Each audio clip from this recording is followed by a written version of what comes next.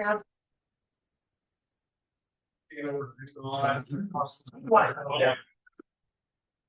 get all that set up. You have to do all music. We'll save for that. Is that okay?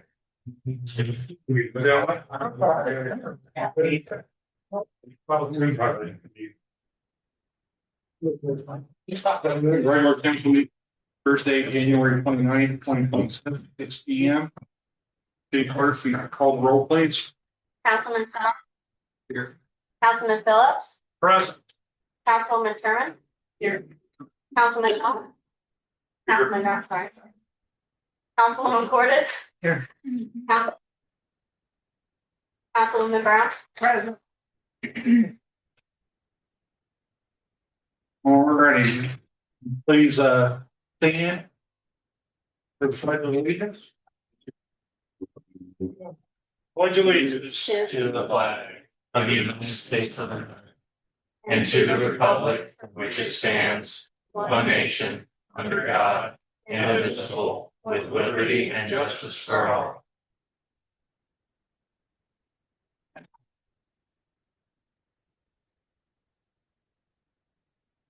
Consideration of comments from the public regarding any item on the meeting agenda. Yeah, I'd just like to remind citizens in town, that we have 68 days that we take our city back. And people's able to speak at the council meetings about anything they want.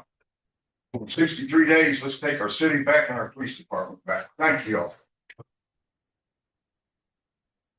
Any other comments, public, regarding any item on the meeting agenda? Hearing none, are there any concerns on the agenda or adjustments? If not, the agenda will stand as written. Okay, approval of the minutes. Slate or individual? This is good as a slate. Any objections to doing that as slate? No objections, go approve December 3rd, 8th, and December 22nd meeting minutes. Any discussion? Hearing none, all in favor say yes. Yes. Opposed, like sign. Motion carried.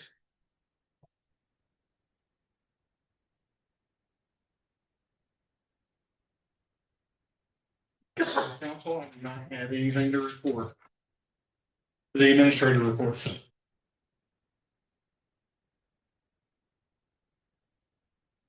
Evening, Mayor, Council. Dr. Wright.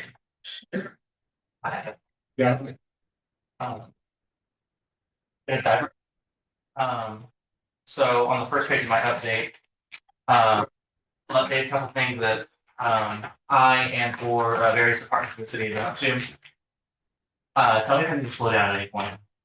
I was able to, first off, I want to say upcoming next month is the 2026 Missouri Municipal League Legislative Conference. It's open to city professionals and council members, mayor. If you would like to attend, I know Councilman Phillips has expressed interest in coming. I myself intend to be there. It's just an update on various different initiatives going on at the state level that could impact our tax base, our citizens, and everyone stay informed on. And so if you'd like to come to that, preferably, I think registration closes at the end of the first week of February. So if you would like to come, just please shoot me a text, stop by the office. Yeah, and we can coordinate that. Second thing, last week I attended the Missouri County and City Managers Association Winter Conference. There were various panels on high impact bills in the state legislature. Two of those most notably were House Bill 2079, which proposes the elimination of local sales taxes on food by 2031. That of course would have a drastic impact on our ability to provide essential services to our citizens. The second bill is House Bill 2382, which seeks to end local sales taxes on utility services. Again, something that will impact our ability to provide essential services. Second, I wanted to be transparent about the costs of these trips. The cost for the last week's trip to the taxpayers was $238.25. That was $105 conference registration and $133.25 hotel stay. this week, yesterday and the day prior, I went, that was in Columbia, the first one. The second one, I was able to travel to Jefferson City and I went to a community empowerment grant workshop. And while we were at that workshop, I was able to meet with Missouri Economic Development and coordinate with one of their economists that they have on staff to receive labor reports, workforce reports, and employee training incentives, all available to local businesses and to help us strengthen our relationship with the business community, the chamber, and help push forward economic development in Louisiana. I have a copy of that. I gave one to Councilman Phillips as he's the chair of economic development, but I'm happy to provide a copy of that to anyone that would like it. Again, just request. The next thing, they gave us a Louisiana economic overview and then a site selection software. So when companies seek to expand or new companies seek to come into Missouri, they go through either Missouri Partnership or Missouri Economic Development. And the biggest concern is finding a piece of ground that fits all of their very specific needs. And they have a software that I was completely unaware of, and I under the impression that we haven't utilized, which allows us to essentially create a marketplace of the land that we have available in town and all of the specs, utility specs, railroad access, river access, all those things that incoming industry can be interested in. And it's all there in one place. And so over the next week, I'll be getting set up on that and getting these pieces of land uploaded and in a centralized location. Moving on from that, while I was also in Jeff City, I was able to meet with Speaker Pro Tem Chad Perkins. We spoke on priorities for the city, specifically riverfront development. And we spoke on House Bill 970, which is the legalization and taxation of gray market slot machines. So the slot machines that you guys see in gas stations, bars, et cetera, they're kind of in a gray area in the market. There's a bill currently in place that will seek to tax those, and the city could receive a portion of that revenue. And so that's a potential new revenue stream should this bill pass.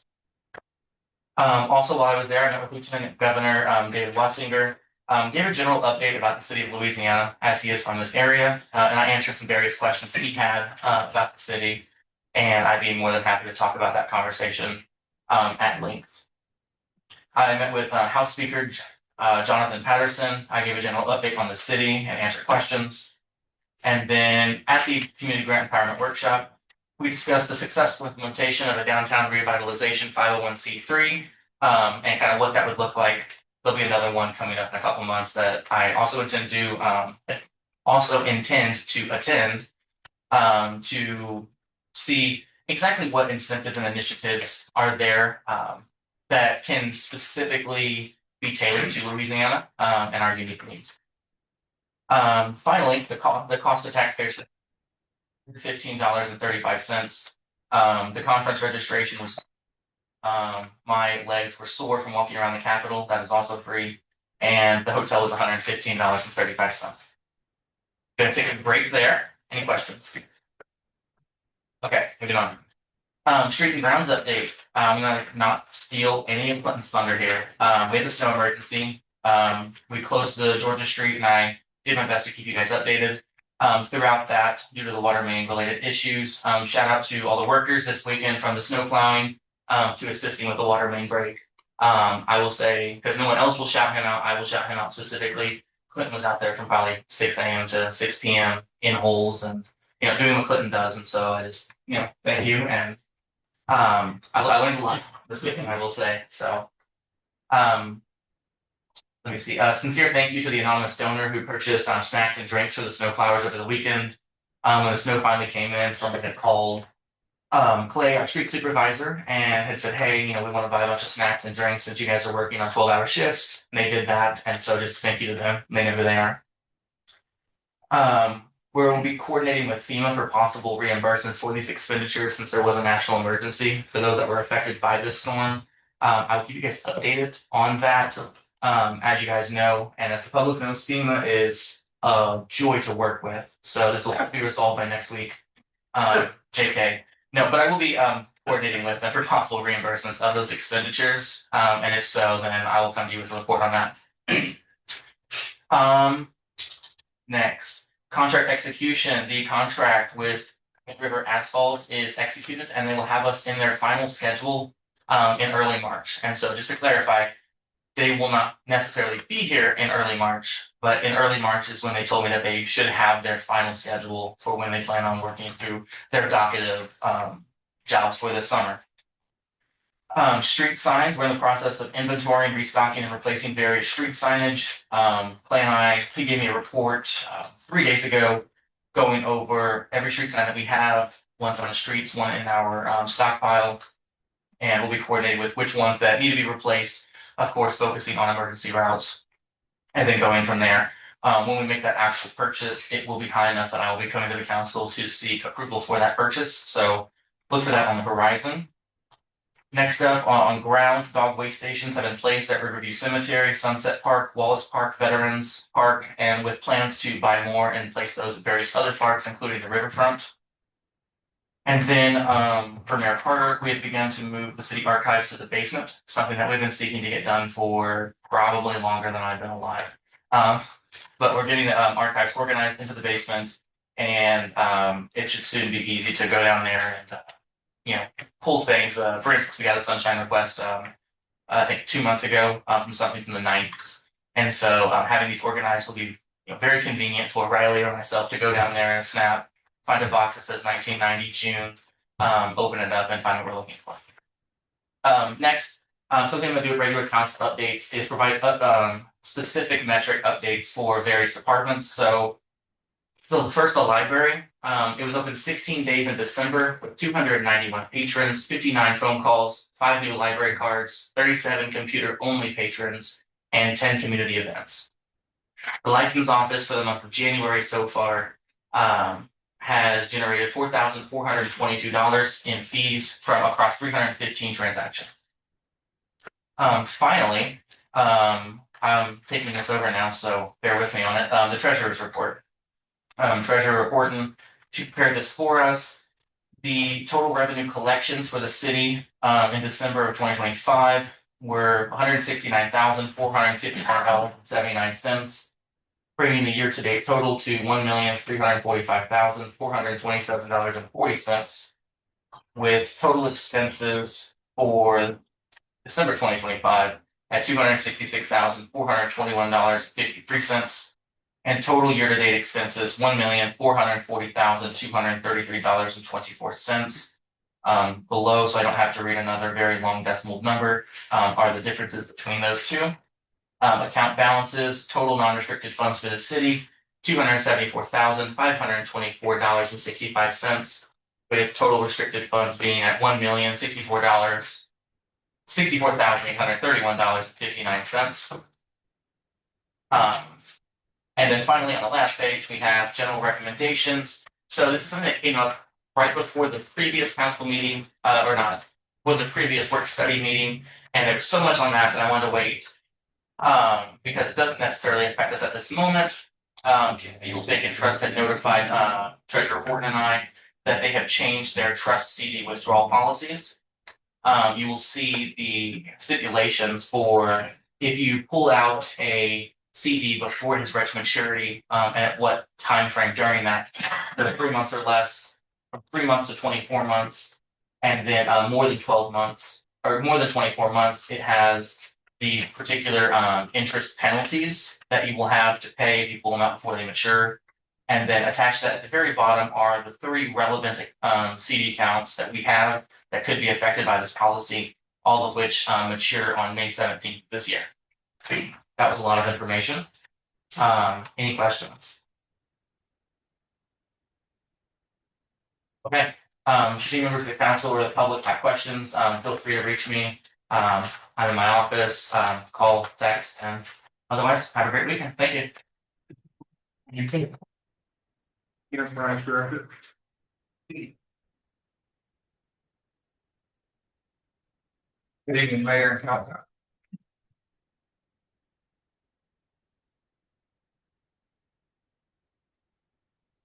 Running through the report for Enterprise. So the water treatment plant, our basement rehabilitation is still progressing good. They've just about got all the pipe painted and sandblasted and repainted in the basement. So I'm pretty happy with progress on that. The generator replacement which is our year 2 of our 20-year plan. I've had several people down there to price it, just to see what it's gonna cost. I think we budgeted 50,000 and it's looking like we're gonna be, over that mark, but we're gonna wait until everything comes in and kind of go from there on it. It's a wastewater treatment plant, so our auger system is still functioning, as designed, so that's a plus. We've had no issues with it at all. It's discharging exactly as it should. The UV system upgrade, the parts were ordered, received, paid for, and that is scheduled to be installed before operation April 1st. Panel, we got that on order, and the delivery time was 6 to 8 weeks. So I'm glad we went ahead and moved forward with that because we're having issues. The roof and HVAC replacement, a request for bids was published in the newspaper, and it actually was in the newspaper that went out today. So that's for the HVAC and the roof replacement on the plant. And once we get all of those in, we'll move forward with that process. With distribution, the Visu Sewer analysis that was completed. I'm meeting with Visu Sewer on February 12th to go over the remaining portion of it, which is the man. Once we get those, go over that and get all that information into our possession, we'll be able to start putting a replacement schedule together for our I&I, which is our inflow and infiltration issues that we've been battling for a lot of years. Sewer main replacement, I reached out to DNR just to inquire about a permit to get that sewer replaced on 5th Street, there between South Carolina and North Carolina. There was some exceptions there. If it's under 1,000 foot, you do not permit, and unless it's over 1,000 foot or deals with one or more lift stations. So I reached out to Core Main, Midwest Meter, and Schulte Supply today, and we're getting some cost quotes coming in on seeing how much the pipe's going to be. And once we get the other two in, looks like we're going to be around $3,500 to get that sewer main completely replaced. So once we get those other two quotes in, we'll go ahead and get that stuff on order. And as soon as the weather cooperates, we're gonna plan on getting that replaced and installed. The Star Hill mixer, I've been talking with USG Water a little bit. We're waiting on some pictures to come, and then once we get those pictures, the final report will be here, and then we'll make that final bill on that. We've been working on. I've been working on designing a street or a water distribution shop, I'll call it. And I've been working with the city administrator a little bit. We've been talking about what we want to do, how we want to do it, if it's feasible or not. We just know at the end of the day that shop is in disrepair and needs a lot of work and wouldn't be feasible to rehabilitate it. So the best option would be for the city would to be start with something new, and we're working on that together. On the backside, I'm still dealing with I'm still working on the internal water sewer rate study. So all of the information that Missouri Rural Water Association gave us last year, we're just updating with new numbers from this previous year. And I'll have that information for the council on the work study for February. And then on the Danes trash service, which is on the agenda for tonight, Danes, I know we went over that last time. Danes has agreed to a 5.6% rate increase versus the 15% they originally asked for. And so it would be my recommendation that we approve the 5.6%. And I think that we'll do that after this portion of it. Miscellaneous information. So I filled out an application for a Water Safety Security Act project grant. This grant assists eligible community public water systems to comply with RMSO 640.144. It's a $15,000 grant to develop valve and hydrant inspection programs and develop an accurate map identifying shutoff valves and hydrant locations using GSI mapping system. So I reached out to Allstate Consultants. They assisted in the application process. They reached out to Missouri Rural Water Association, which could do a bunch of the legwork for free since we are members of the Missouri Rural Water Association. And they, Allstate Consultants, assisted in the scoring system for the grant. And they said, based off of revenue, water rates, and things like that, that we should actually be qualifying for first place to receive that grant. That was submitted today. It was due tomorrow, and we've been working on it for a while. So it was submitted today. And I reached out to DNR and they're expecting us to hear back if we got accepted or was approved for us by the end of February. So hopefully by the regular council meeting in February, I'll have an answer if we have gotten that or not. I will say that the total cost for that job was $20,000. If we're able to get this $15,000 grant, it would be at the council's discretion to approve that, and we would be essentially spending $5,000 for a $20,000 project. And that would be, it's huge, it's beneficial to us. Right now, we have several books that are out of date. We have several maps that are out of date, and this would put all of this centralized into one GSI mapping, which is called Diamond Maps. And we can do our whole distribution system with water, sewer, etc. So I'm hoping that we can we can get a hold of that and move forward.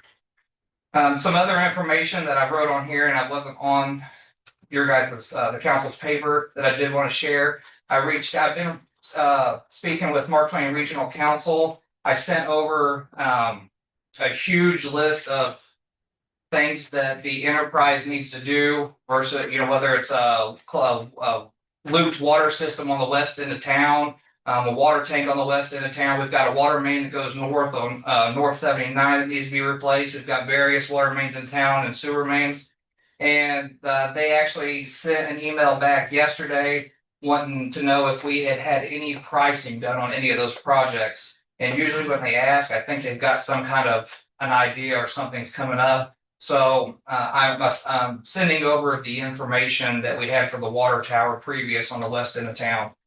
Currently, right now, the battle that we have, we just experienced it Saturday morning. At 9:15, I received a call from Kurt Love, and he said, "Hey, I got some bad news. It looks like a water main just broke at 18th and Georgia." I do have a picture. I would be more than happy to pass my phone around if you guys would like to see. It was one of the most interesting water main breaks I've ever seen. It's a 10-inch water main that came off of 15th Street down to Tennessee, cut up behind Shepherd's property at 18th and Marriott, and it came down across and tied into the new 10-inch main that we put in on Georgia Street in 2020. It completely spiral cracked the main from the beginning to the end, the whole length all the way across Georgia Street. So it was one of the most interesting water main breaks I've ever experienced. Before I talk about the water main break, I want to talk about the guys. They did a phenomenal job. They worked extremely hard.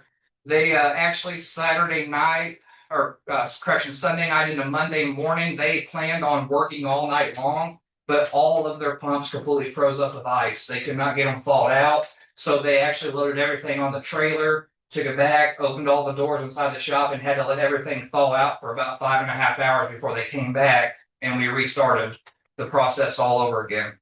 They had to, with that being said, even if they would have stayed all night, they weren't going to be able to get it done that night because we had to go get pipe. It was way bigger than we anticipated. While they were on that leak at 18th Street, there was a series amount of events that occurred. So at 9:15, 18th and Georgia Street, water main busted. I quickly got out there because I knew that's new water main, that's new infrastructure. There's an issue, something's definitely happened. So the guys that they were out there, they were already pushing snow, and they got out there quickly. We began shutting valves down, and we were not able to locate a valve. So at that time, I called the water plant immediately and said, "We've got a huge water main break. Get the water plant fired up." They had just gotten in. They called me back about 30 minutes later, and our water plant had froze up. So throughout this whole process, we were down to about 8 foot of water in our Star Hill tank. East Street was already empty, and we were getting ready to shut the whole city down when we were able to finally locate the last valve and get it shut down. Once we got that valve shut down, we had another water main break at 16th and South Carolina. So we were actively losing water there. So the guys pulled off the 18th Street, went to 16th and South Carolina, worked on that until about 9 p.m. Sunday night, and then went back to the 18th Street where they stopped at 1:30 Monday morning because everything froze up. So I just want to although I was with them, there was no doubt that I would not have been able to do that without them. The street guys, there were several street guys that had to pull off and help because we had so much going on. We had to run jackhammers. If you're familiar with Georgia Street, it's the old highway. So there's about 12 inches of concrete with another 12 inches of asphalt is what it seems like. So we literally had to jackhammer layers out, get down to the concrete, jackhammer that out. And while they were working on the 16th Street, there was a street crew that was working on 18th Street jackhammering and getting it exposed to us. So it ended up being a process. As for the water plant, I went down, I pulled off that because I knew that if we were losing water, we needed to be making water. So I went down there, we thawed it out, we got it going, and about an hour into it, it froze up again. It was just pulling huge ice chunks into the chlorinators and the injectors, the chlorine injectors, and they can't run a plant if it's not injecting chlorine. So they immediately shut it back down. Some more people came into the water plant, and basically they doubled up heaters, heat guns, and started thawing away. So Sunday was a very busy day for the city, all the way around. So I did want to touch base on that with the guys and how well they done, and how well they did, and things like that. Could I interrupt for a second? Could we just get like a round of applause for Clinton and the guys that did that this month?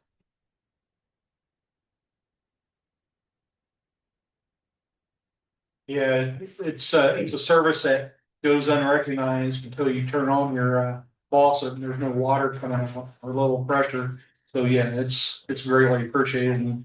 And I believe the majority of the citizens, I understand the circumstances, but tonight, if they didn't, hopefully clarifies it. Traditionally, when you have a water main break and you shut somebody's water off, there's some upset people. It's never not known for somebody to be upset if they don't have Not water. this time. I Temperature was not. I don't think I can recall one person that was No. upset. Yeah. They're from 18th in Georgia to 18th in Kentucky, which is kind of that Marion Street area up there. Those citizens were without water from roughly 9:30 a.m. till 3 p.m. Monday. That's pretty much my house. Up on Forest Hills. We had a lot of factors working against us when that water main blew. So immediately after Kirk called me, I started receiving a bunch of calls on the west end of town on Mary's Drive, even up there by us. I guess I didn't check my water, but when I left the house, I didn't have water either. And so essentially, kind of going into all of this, putting in for that request with Mark Twain Regional, we really only have one main that feeds that side of town. So when we have an issue like we experienced on Sunday, everybody loses water. The goal is to if we could at least get a looped water system from West Industrial Drive back over to Georgia Street, if we had to shut down, say, Sunset Park area, it would still feed around the backside. And then eventually we'd like to have some kind of a ground storage tank or water tower or something out there that has water, that holds water for the citizens on the west end of town. Yeah, I think we need to start, I guess when you go through something like this, what lessons did you learn? And that might be one of them. And as a city, we maybe need to make that a priority. I mean, we can't have, and it's nobody's fault. It's just the way the system is. We can't have half the city or 3/4 of the city shut down with water when one main goes. It's crazy. I knew It's nobody's fault. It's just the way it is. definitely not. And one thing I knew for sure is that if we had to shut water down to the whole city, I wasn't my goal. But I also would much rather everybody not have water, and then if we had an emergency, we had 8 foot of water that we could have let loose.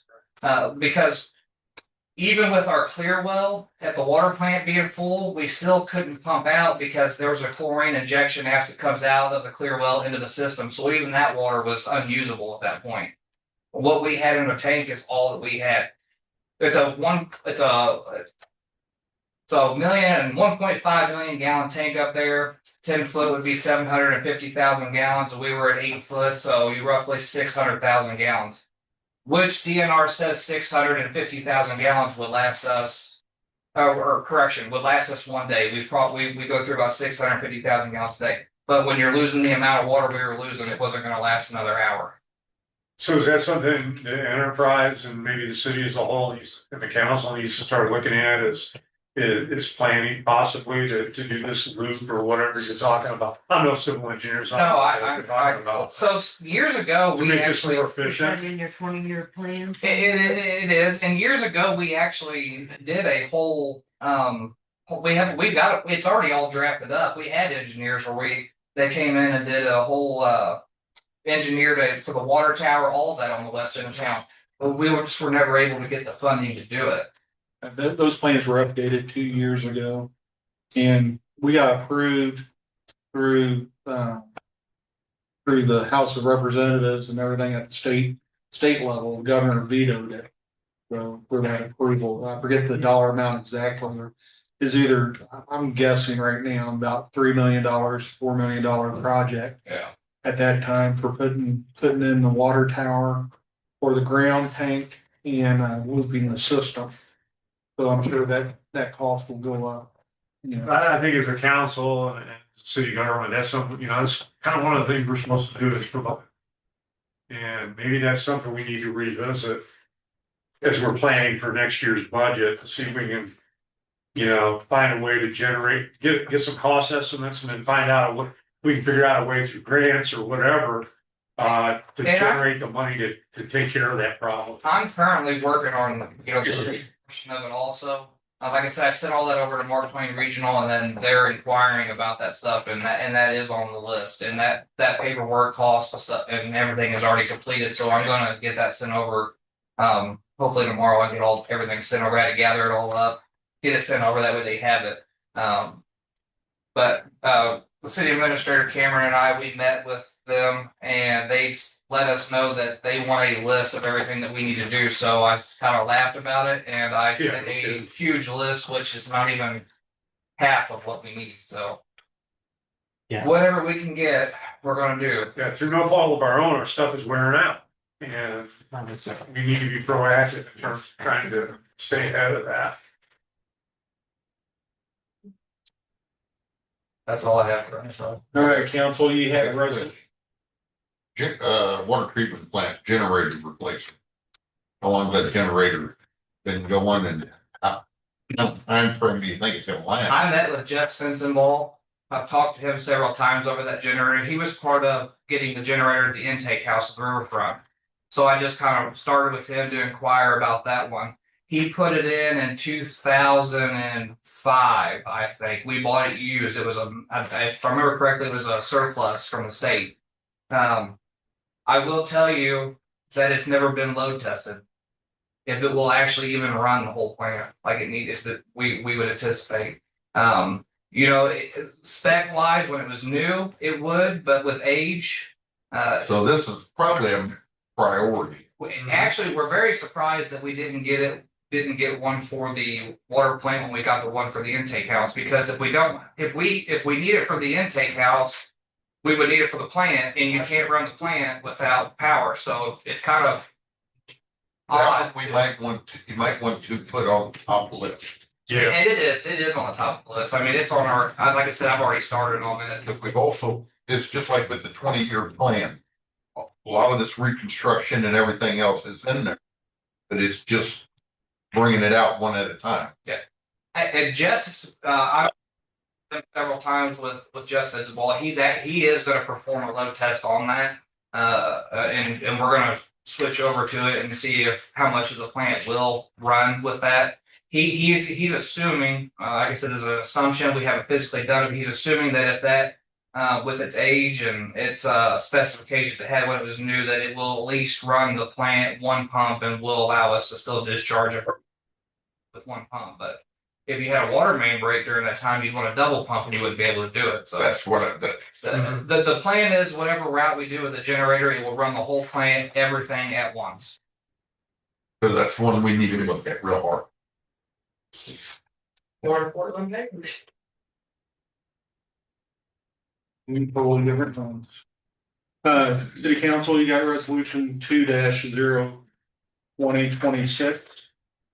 Entertaining motion to approve for the resolution approving the CPI base rate increase to amend the debt service contract. There's the motion. Is there a second? I'll second it just so we can open discussion. Okay, Any discussion? I mean, this is just for the CPI?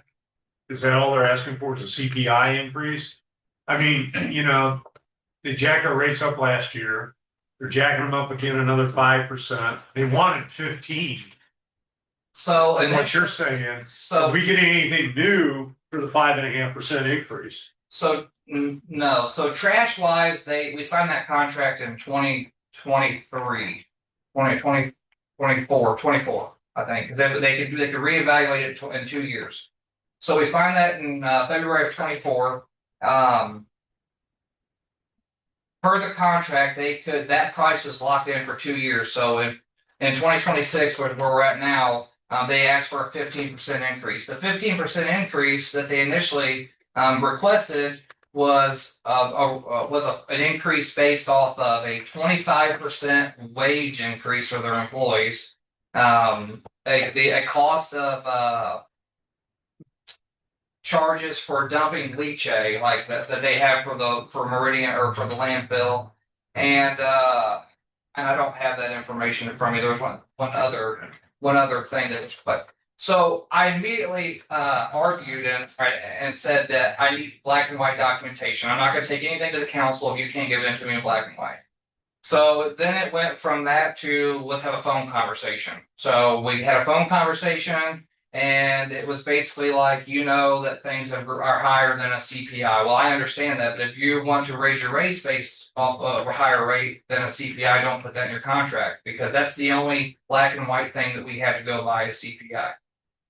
So we went back and forth via email a little bit, and then finally they just agreed with the 5.6%. They never did produce any other documentation. I also couldn't figure out, I guess this is my thought process. And I'm just going to use this as an example, if we give enterprise employees a 30% increase, well, obviously it's going to have to match on your revenue side. So why would they give their employees a 25% increase where they only asking for 15%? And that's what immediately triggered me to say, well, I need black and white documentation. And then it never got produced. So we came into an agreement with 5.6%, which was a CPI for 25 and 26. I did not want to give one for 24 because the contract was signed in 24, so that should have already reflected that 24 CPI. So the contract allows for a CPI increase annually. The wages don't, it's not in the contract, we wouldn't do it. Capitalization of equipment was the other one. That was what it was. What I was wanting, and we can't do that per the contract either. The only thing else besides CPI they could have charged us if they could produce the documentation was the increased taxes that they received from Meridian for leachate. And they were not able to produce any documentation of that. So the only documentation that they can produce to fulfill the contract is the CPI of 5.6%. And that's for the past 2 years. Government imposed tax, that's what it was. And they couldn't produce that. Yeah, I was wondering if that, good, if that's only a 1 year CPI, That's a combination of the. Any other discussion? Hearing none, take the roll call, please. Councilman Sutton, Yes. Councilman Phillips, Reluctantly, yes. Councilman Sherman, Yes. Councilman Gott, Yes. Councilwoman Cordes, Yes. Councilman No Twitchell, drink distaste. Councilwoman Brown. Yes. All right. To be resolved, a resolution approving the CPI-based rate increase to amend the Danes Waste Solid Waste Service Contract, where the city of Louisiana, Missouri has entered into a contract with Danes for services as set forth in the Danes contract, and whereas the Danes contract provides that the contractor may request a rate adjustment based upon changes in the consumer price index, and whereas the contractor has requested a rate increase in accordance with the provisions of the Danes contract, and whereas the city has reviewed the applicable consumer price index data for the calendar years 2025 and 2026, and whereas the city council finds that the CPI adjustments for 2025 and 2026 are justified, reasonable, and permitted under the terms of the Danes contract, resulting in a cumulative increase of 5.6%. Now therefore be resolved by the city council of the city of Louisiana, Missouri as follows: approval of the rate increase. The city council hereby approves CPI based rate increase pursuant to the Danes contract in a total of 5.6% representing the combined CPI adjustment for calendar years 2025 and 2026. Effective date, the approval rate increase shall be effective February 1st, 2026, in accordance with the terms of the Danes contract. Authorization, the mayor, the enterprise director, and city clerk are hereby authorized and directed to execute any documents and take any actions necessary to carry out the intent of this resolution adopted by the city council of the city of Louisiana, Missouri, this day, January 2026.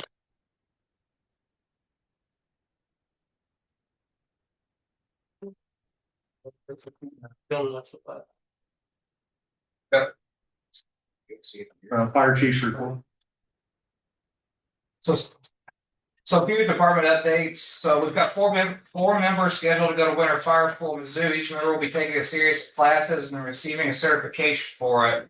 I chose the classes for the individuals. I think these classes will be most beneficial for them. The four that we're sending are a broad spectrum of individuals. So each class that these people will be taking will benefit them tremendously. And I think that they will learn a great deal of information from these classes they take. That is fire school, Winter Fire School at Mizzou is next Friday. So they'll be traveling next Friday, class will be Saturday, and they'll be returning on Sunday. Our gear order's been placed. It's expected to arrive in February. Last time we ordered gear, it was kind of delayed a little bit, so I'm expecting probably the first week of mid-March. So, but I did reach out and they're saying mid-February. I'm hoping that they can stick to that. The fire department has several grants out in various agencies, ranging from SCBA packs to a truck. I currently have 2 separate grants out for SCBA packs. We're hoping that we can modernize and get newer SCBAs and be more up to date with that and have a more quantity than we do now. We currently have 8, and I'd really like to have about 16 of them, so we have plenty of spares. And I also have a request into Ameren for a truck. I've been dealing with them quite a bit, and I'm hoping that we currently have a brush truck that's a little bit heavier than we would like, and we're having to do quite a bit of repairs. So if we were to get something through Ameren, we could we'd be able to maybe get rid of that truck and put that one in its place. I kind of a little bit of a different scenario. I went home one day after work. I get home, there's 3 packages on my front porch. It's addressed to myself and the Louisiana Fire Department. We had an anonymous donor that bought 3 Seek thermal imaging cameras for us. So those cameras, if I recall, are about $900 a piece. And somebody within our community had 3 of them sent to my house for the fire department anonymously. It's a huge benefit for us because we currently have 2 thermal imaging cameras. These ones are more sleek design. They're more personal use for the firefighters. So if they're in a residential, like a structure fire or something, it's easier to carry. It hangs right from their jacket. They can just pick it up, see it. It's on a retractable lanyard. It falls right back down. They can continue on with their work that they're doing. Incident response data, medical calls, we had 23 and we had 13 fires. I do want to talk about one of the fires we had, which was Saturday morning at about 5:15, I think is what it was. So -3 is what the temperature was, probably -15 with wind chill.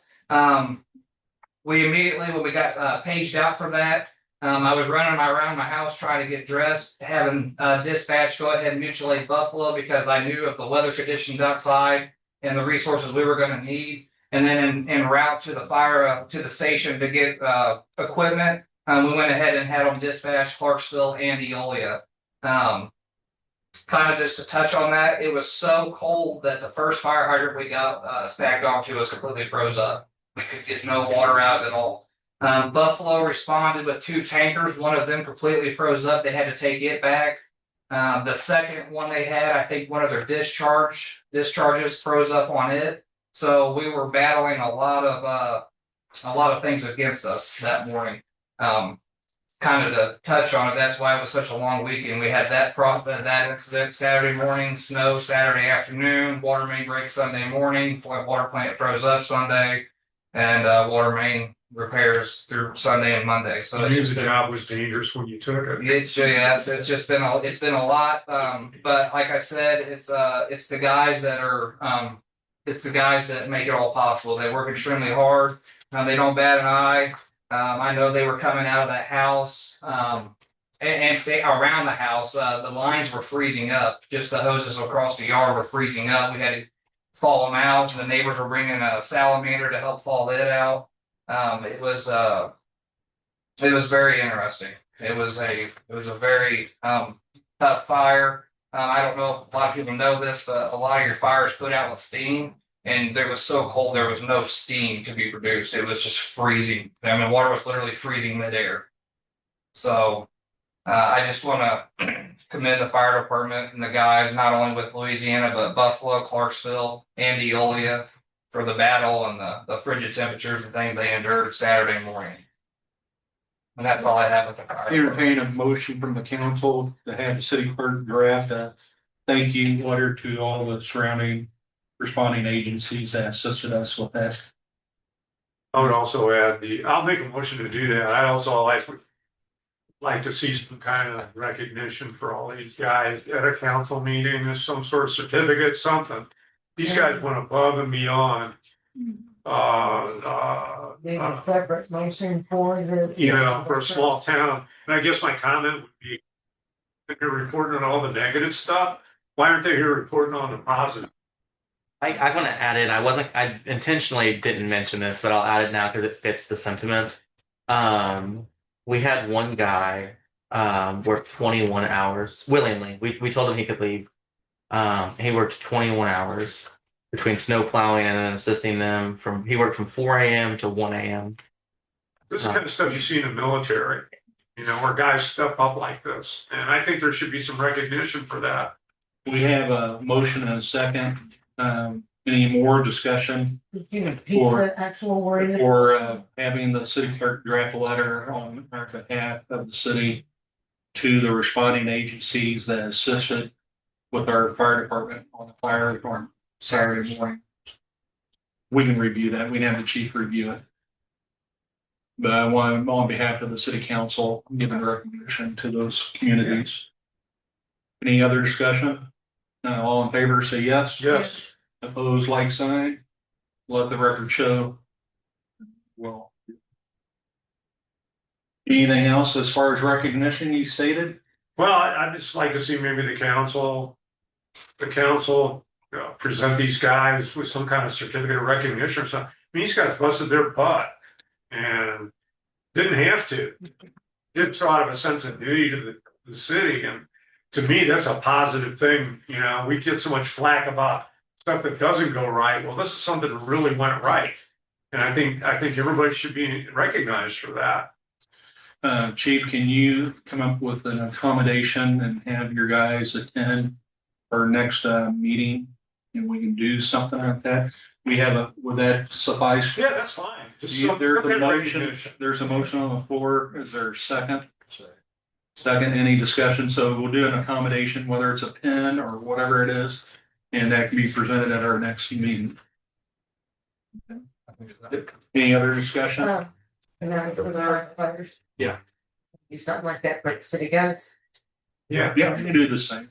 Yeah, I think it should be for everybody, the city guys, the firefighters, everybody. I mean, So Yeah, you can tell us what you want, and what we'll not. do an accommodation pen, and if there's anything more of that, we can between now and make that decision. Yeah. Any more discussion? All in favor, say yes. yes. Opposed, like sign. Okay, thank you.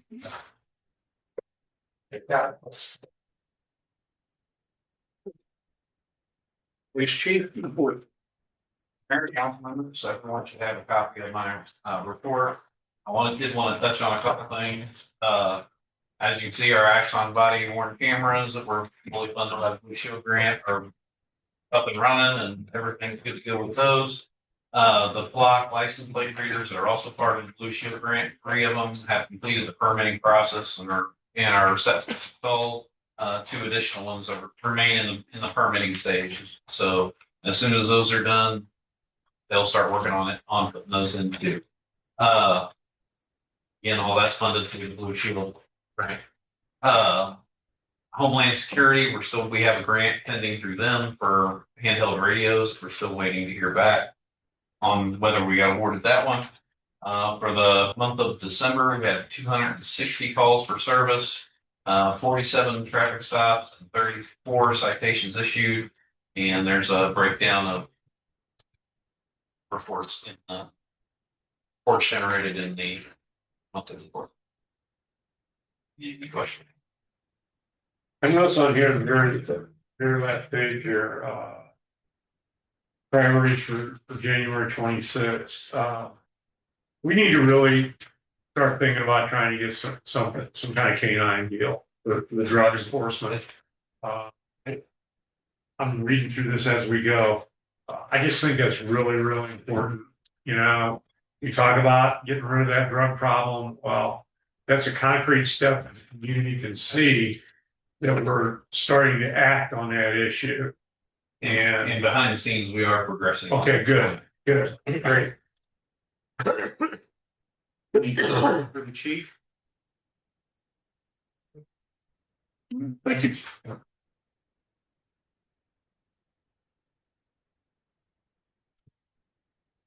Committee report. Any committee reports? Short report and control that, we finished, we discussed.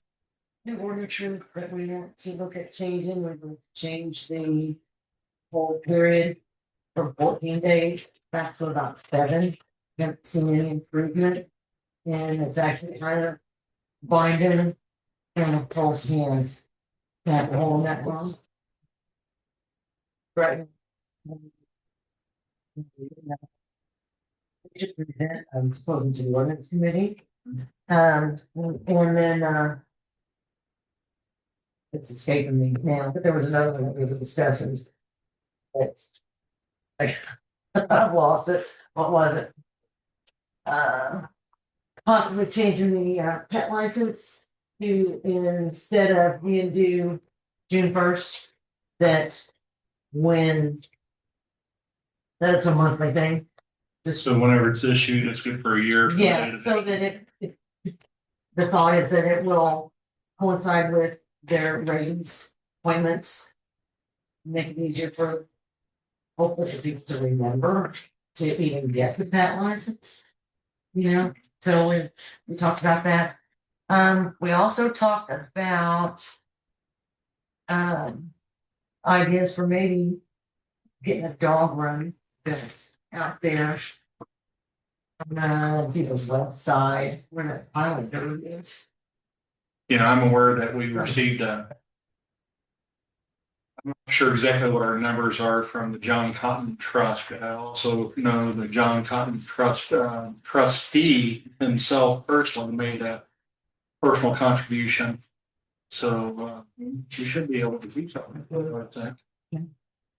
So, we'll work on getting those ordinances rewritten and with the proper meetings through. You have a rough draft by the 30. I think so. I think so. Cameron was in on the Zoom and the top. Is Yes. aware of our ideas, so. I think they can get that done. All right. Any other committee reports? Any old business?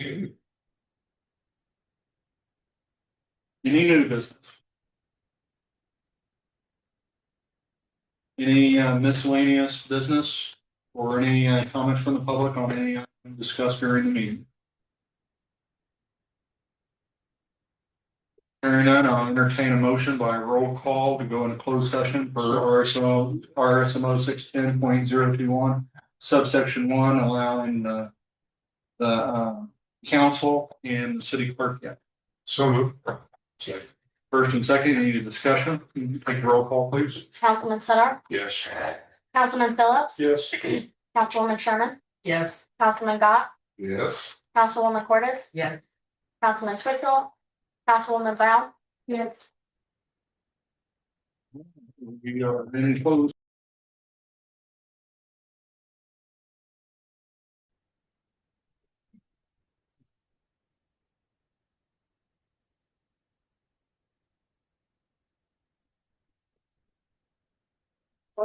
Yeah, so, Sitting here going. yeah.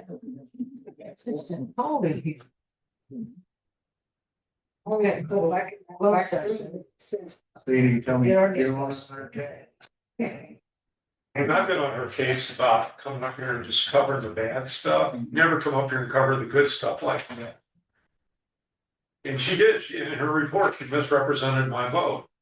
Pissed me off, I'm sorry.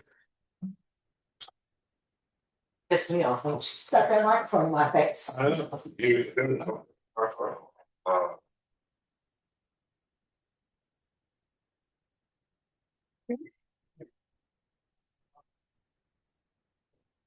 Don't laugh when people fall. It's not cool to laugh even if it's well. It would be, I would laugh. What? I'd laugh at myself.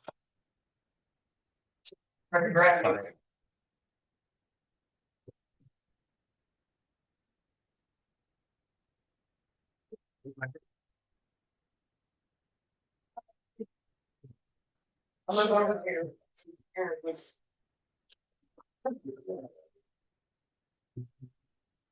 All right, we are back in open session. Any considerations from discussions or actions from the closed session meeting? Entertain a motion to approve findings of fact and conclusion of the law in the matter of impeachment of Councilwoman Heather Ranowski as written. With formatting is recommended. I so, And second, any discussion? All those in favor, or take a roll call, please. Councilman Star, yes. Councilman Phillips, Yes. Councilwoman Sherman, I'm refused. Councilman Gott, Yes. Councilwoman Cordes, Yes. Councilman Twitchell, Councilwoman Brown, Yes. All right, motion passed. As soon as the document is formatted, just numerically corrected and presented to Ms. Warnowski and her attorney, we will release it to the public as soon as it's ready to be put out. Entertain a motion to adjourn. So moved. Second, there a second? Discussion? Yes. Opposed, like sign?